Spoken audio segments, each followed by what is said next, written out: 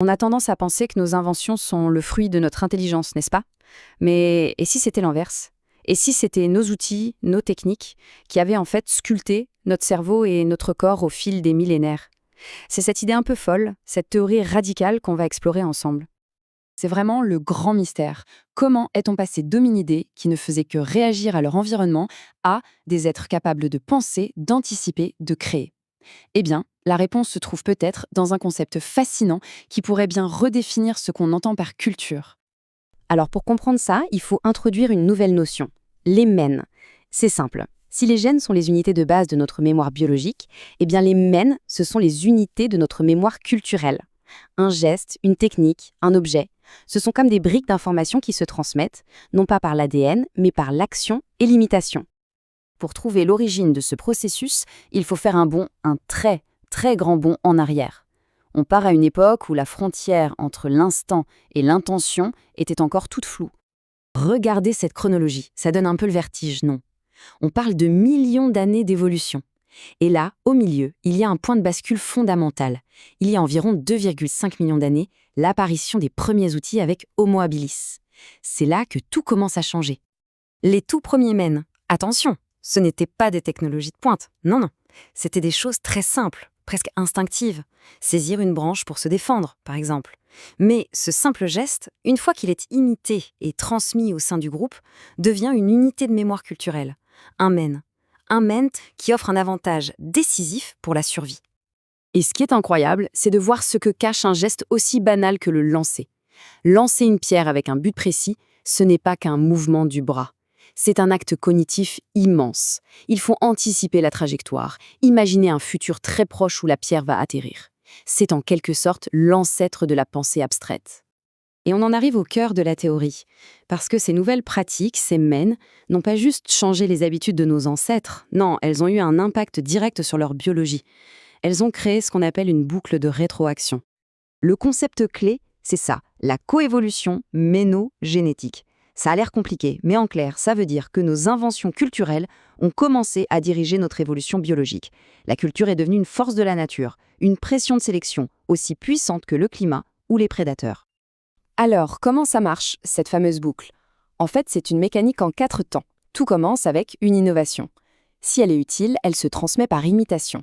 Ceux qui la maîtrisent le mieux s'en sortent mieux, ils survivent plus, ils se reproduisent plus. Et donc, sur des milliers de générations, la sélection naturelle va favoriser les traits génétiques qui rendent cette compétence plus facile.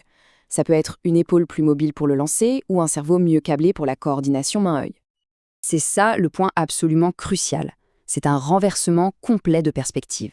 La culture n'est plus seulement une conséquence de notre grande intelligence, elle en est devenue la cause, le moteur.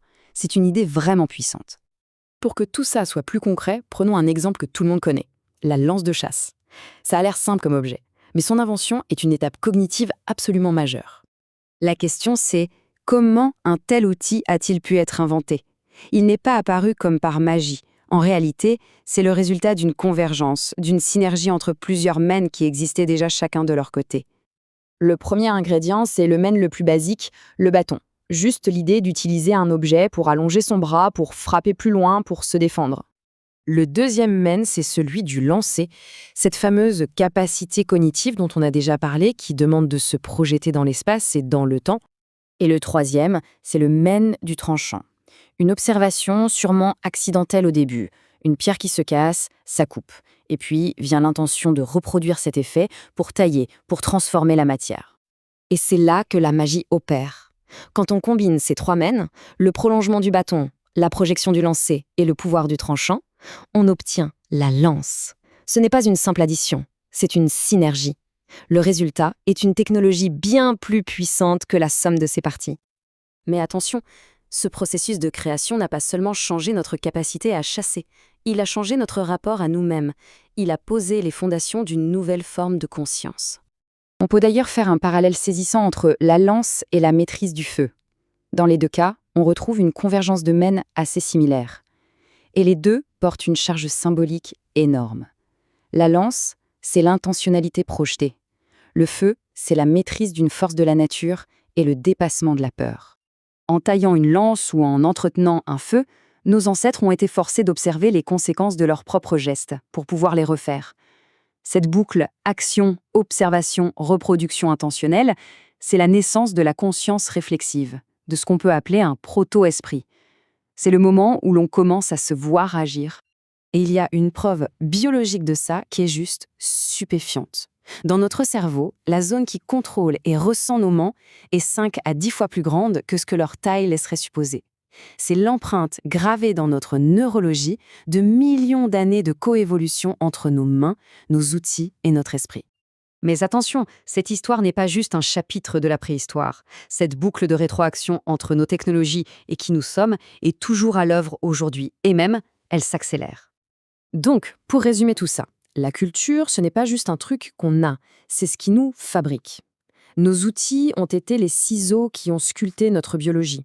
Et c'est la synergie de gestes tout simples qui a fait naître la pensée complexe et la conscience de soi. Ce qui nous amène à une question assez vertigineuse pour notre époque. De la lance au smartphone, la boucle continue de tourner. Alors que nos outils numériques prolongent et modifient nos esprits d'une façon totalement inédite, on est en droit de se demander quelle nouvelle forme d'humanité sommes-nous en train de forger, là, maintenant.